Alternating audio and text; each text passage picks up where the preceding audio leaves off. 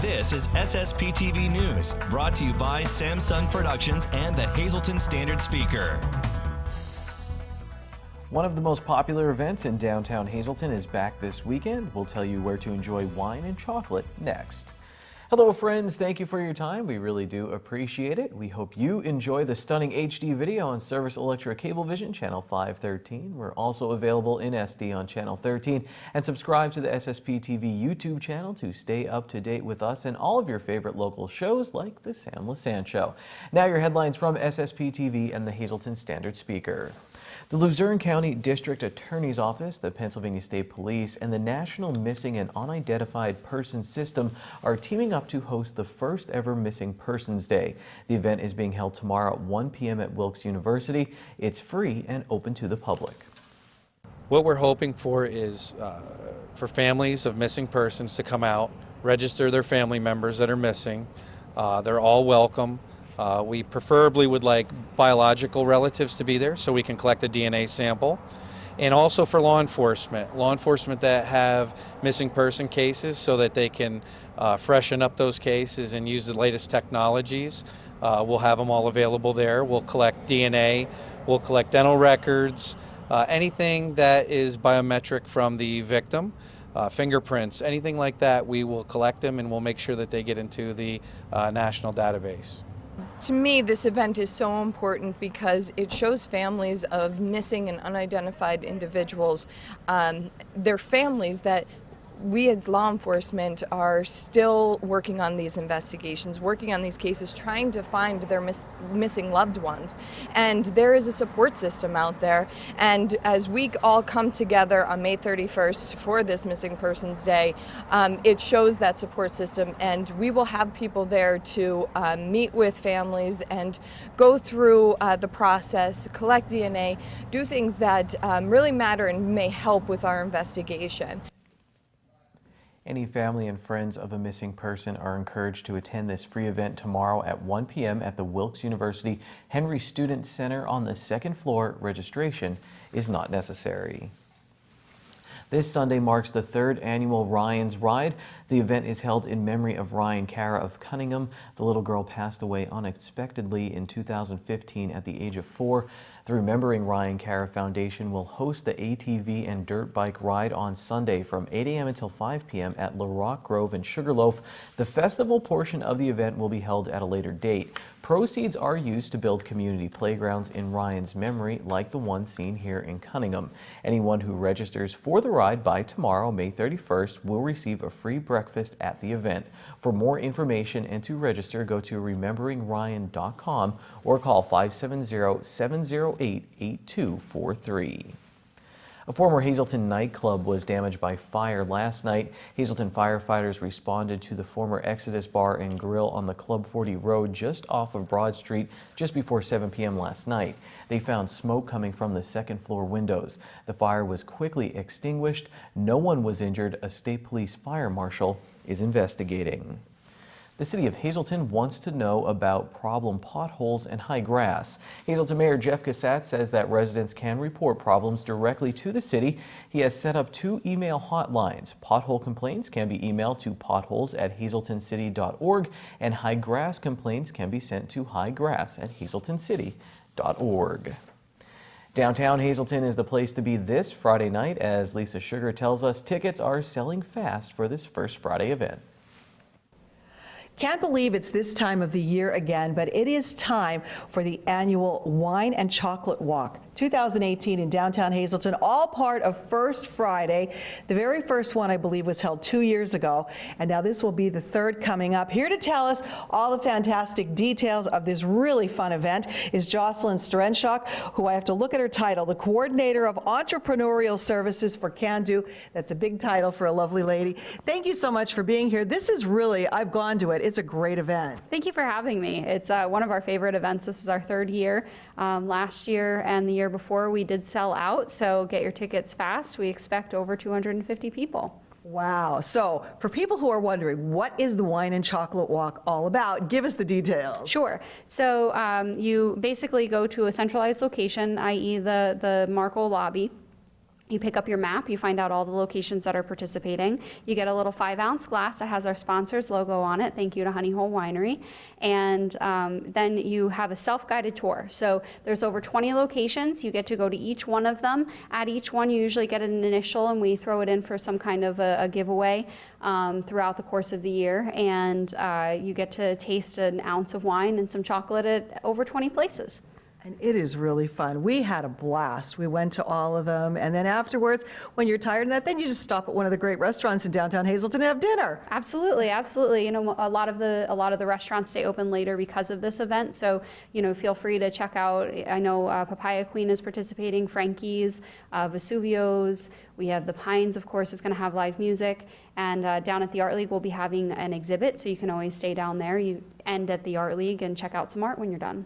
All right, so now these tickets, they're like gold. So $10 in advance, $15 at the door, if you have them at the door. Yes, yes. So like I said, the last 2 years we did sell out at the door, and we were sold out within, you know, the first couple minutes. So we had a few left over for 4 o'clock when we opened registration, but then sold out very fast. So we highly recommend going to our Eventbrite link and registering ahead of time.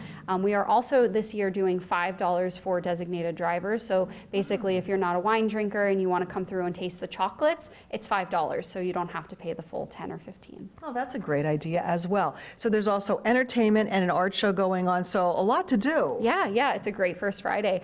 Great way to spring off the summer. We're a little early, but we finally get some nice weather, and we're looking pretty good for Friday too, so hopefully the weather holds out. All right, downtownhazelton.org is the place to go for all the details. Again, it's happening this Friday from 5 p.m. till 8 p.m. Registration starts at 4 o'clock in the lobby of the Markle Building.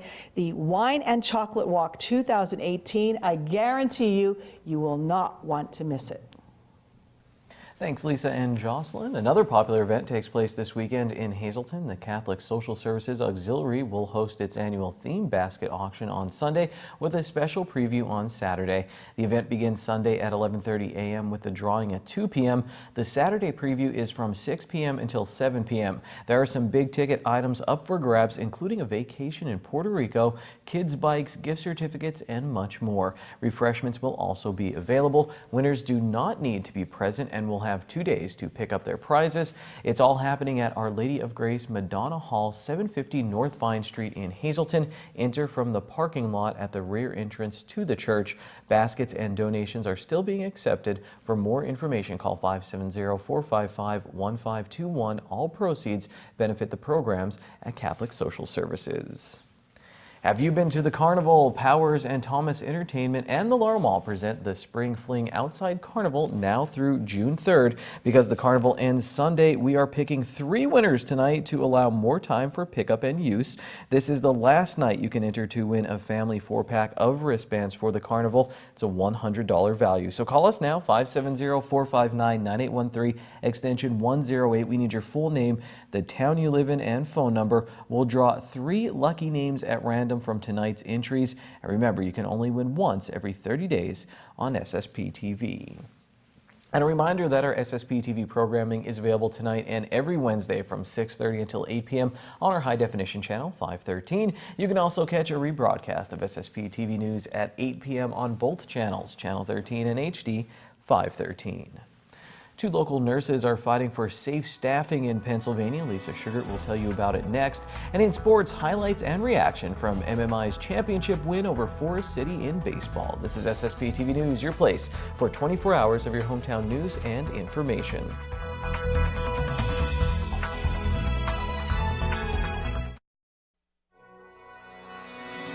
This is SSPTV News, brought to you by Samsung Productions and the Hazleton Standard Speaker.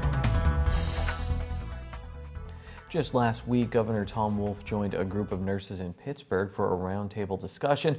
One of the topics discussed, safe staffing ratios. Tonight, our Lisa Sugart talks with 2 nurses from our area who also met with the governor and took their concerns to our nation's capital.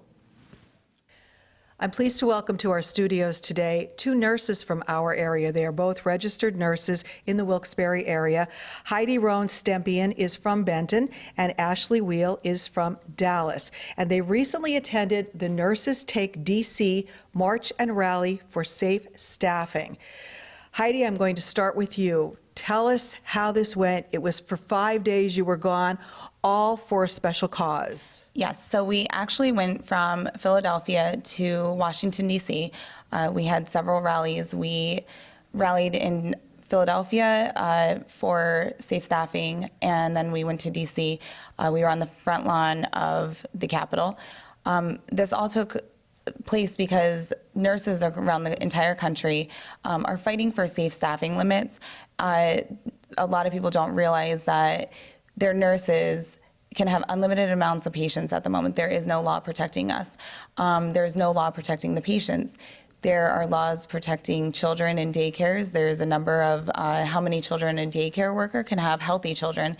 There's a law saying how many dogs can be in a dog kennel at one time, but there is no law stating how many patients a single nurse can have at one moment. It puts patients' lives at danger. It puts nursing license on the line.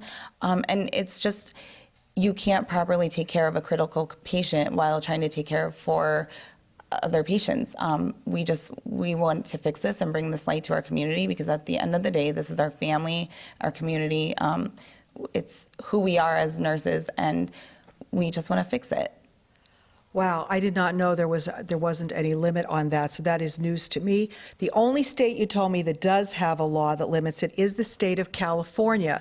And Ashley, you told me you know some nurses that actually moved to California because of this. Right, we had a few of our coworkers, a couple of our friends who joined some travel agencies just to try to get some exposure, to see what else is out there besides what's going on here in the state of Pennsylvania.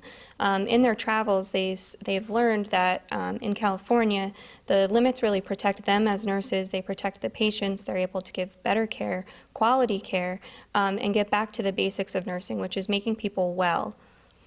What was the reaction when you did have a chance to see the governor, and so what was the reaction after you told him why you're concerned? Well, the governor, among all of the legislators, it seems that this is always a surprise. Whenever we talk to anybody in Congress, anybody at the state level as well in the House of Representatives, they are surprised that it doesn't already exist. Everyone seems to think it's a common sense solution, but trying to get people on board with being the face of it in legislation has been pretty difficult. Even though it is a common sense solution, you would think to say, wow, the nurses really need a limit on how many patients they can care for to give good care. They also see the financial aspect of it and understand that it's going to hurt the hospitals. So what we want to make public, and what we really tried to drive home with the legislators, is the public is our first priority. My patients are my first priority, my family, my community, my friends, and that's what makes money for the hospital, not insurance companies. So we're trying to make the patients better. Wow. Well, we're getting low on time, but Heidi, I did want to say there are two bills that you are hoping will move forward to help out this matter. Yes, so there's the actual safe staffing bill that would make limits for patients to nurses. And then there's also the transparency bill, because a lot of people do not realize that this is not a public knowledge. I can't physically say to someone, I have 9 other patients, or I have 3 other patients, or 4. So the transparency bill makes it that the hospital has to tell the patients how many patients to one nurse they have at the moment. This is a very complicated matter. I know we can't do it justice in 4 minutes. The ladies will be back to talk more about this concern, but I wish you the best of luck in your endeavor. They are on a mission to make sure there is safe staffing for all hospitals in Pennsylvania. Time now for weather on SSPTV News. Hope you enjoyed the sun today, because the clouds are coming. Here's our forecast from the National Weather Service tonight. We do have a chance of showers, 60% chance of precipitation, maybe a thunderstorm, mostly cloudy, low of 59 degrees. And then on Thursday, showers are likely, 70% chance, possibly a thunderstorm, cloudy with a high near 70 degrees.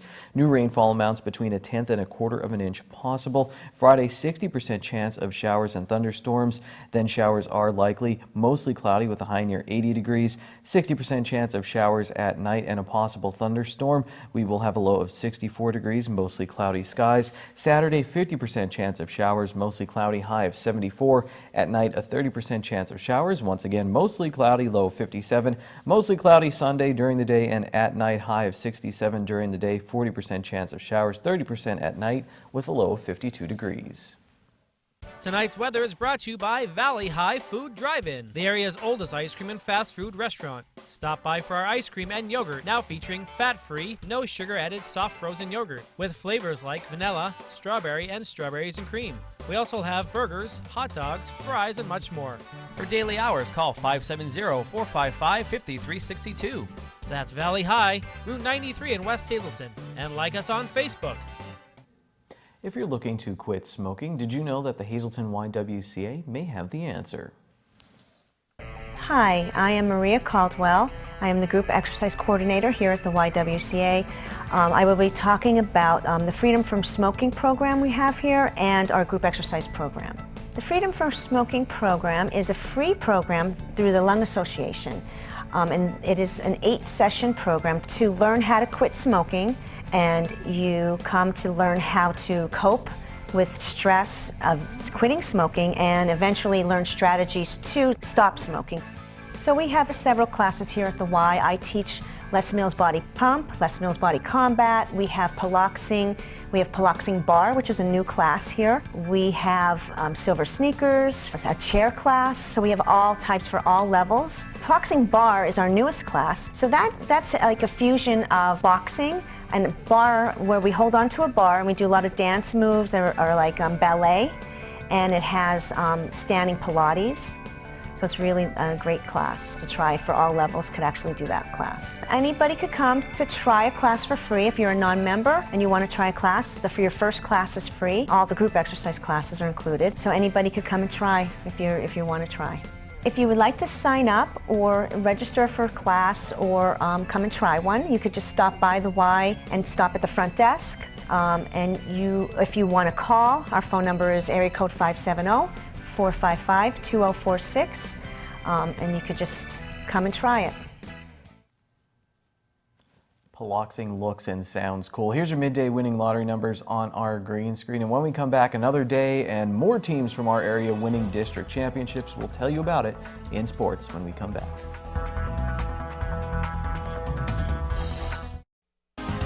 Time now for sports on SSPTV News. The Forest City baseball team went 10-2 in the Lackawanna League this year to win a Division 5 title. They played 12 league games and averaged 7 runs a game. That all added up to a #1 seed in the District's 2/11 Single-A sub-regional playoffs. What I'm saying is MMI had their work cut out for them in the District 2 title game. Here's how the Preppers won gold and made history. After winning the District 2 Single-A championship with a 3-0 win over #1 seed Forest City, MMI's head coach Ryan Jastrzemski was explaining the significance of the moment. It's so funny because on Sunday at practice, my dad is the scorekeeper, and he said to the kids at practice, he said, you know what, guys, we could be wrong, but we're pretty certain that you have the chance to be the first group of students in school history to win 2 district titles in 1 year. So. Man, it's so funny you said that, but MMI also won the District 2 boys basketball Single-A championship this season. While coach dries off, let's recap this game. The Preppers put runners on in the first, second, and third innings, but had nothing to show for it. They stayed patient and got a break in the top of the 5th. Usually don't get a break without some hard work. Enter senior Mike Bademo. He led off the 5th with a single and then stole second base after being caught trying to steal earlier in the game. Lance Book came to the plate with 1 out and skied the ball to second base.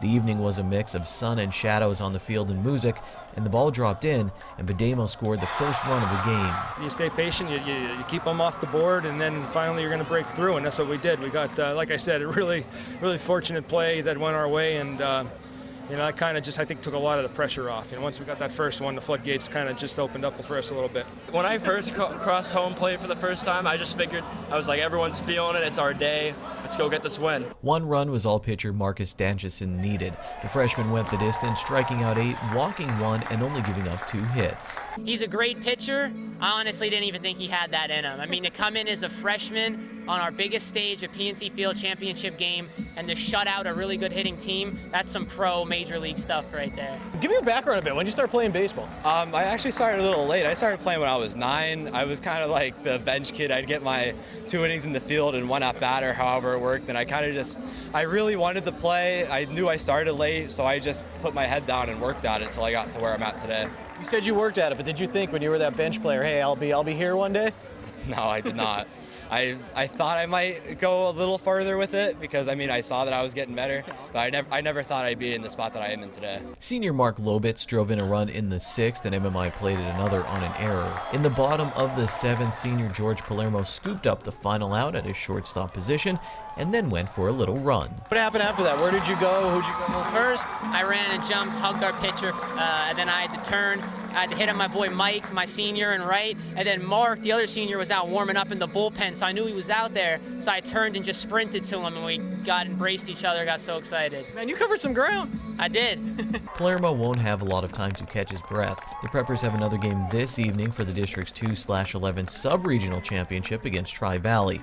The winner of that game will qualify for the state tournament. They're already champions, many of them have already made history, but the Preppers are ready to fight to keep their story and their season going for as long as possible. Another local team won a district title on Tuesday. Let's find out who on the SSPTV Standard Speakers scoreboard. The North Schuylkill softball team beat rival Pine Grove 3-2 in the District 11 AAA softball championship game. North Schuylkill lost recently to Pine Grove for the Schuylkill League Championship, but they get the win on Tuesday and will move on to the state playoffs. MMI won a title in the Rail Riders Park while the Rail Riders were on the road picking up a win in Louisville. Joe Madden's Cubs, they beat rival the Pirates. And that's sports, my friends, for this Wednesday. Here's tonight's social news. The Coal Cracker 10K and Fun Run is June 9th in Shenandoah. Registration is at 7:30 a.m. at 116 North Main Street in the borough. Stay after the run for a pierogi party. For information, call 570-462-0389. Tamaqua Raw Aspirations is hosting an artist meet and greet on Thursday, June 7th from 6 p.m. to 9 p.m. This is an interactive public event. It's a 1-mile walk on flat surfaces to different sculptures, and the walk will start at the Tamaqua Community Arts Center. For more information, call 570-668-1192 or email leona@tacp.info. And that's tonight's Talk of the Town. SSPTV News would like to send sincere condolences to the family and friends of the following. Eric Lewis Parrell of Beach Park, Illinois. He was born in Hazelton. A memorial mass will take place Saturday at 11 a.m. at MPB Church in Hazelton. The Memorial Chapel of Waukegan in Waukegan, Illinois is handling the arrangements. Frank J. Marion of Hazel Township. The funeral service is Saturday at 12 p.m. at the Joseph A. Moran Funeral Home in Hazelton. Friends and family can call from 10 a.m. until noon on Saturday at the funeral home. And Rose Mary Miller of McAdoo. Funeral service is Friday at 9:30 a.m. at the Stanley E. Anilowski Funeral Home in McAdoo. A massive Christian burial is at 10 a.m. on Friday at Church of All Saints in McAdoo. And friends and family may call Thursday from 6 p.m. to 8 p.m. at the funeral home. Attention pay-per-view subscribers, if you see your name now on SSPTV News, give us a call to win a free movie from Service Electric Cablevision. Tonight's winner is Joseph Boris of Shenandoah. Call us now, 570-455-7267, extension 104. Tonight's the night, your last chance to try and win tickets to the Spring Fling Outside Carnival at the Laurel Mall. We will pick 3 winners. Make sure you call us 459-9813 extension 108-570. The area code. We need your full name, the town you're from, and your phone number. Good luck, everybody, and I'll see you tomorrow. Take it easy. Watch us online anytime at ssptv.com and follow us on Facebook and Twitter.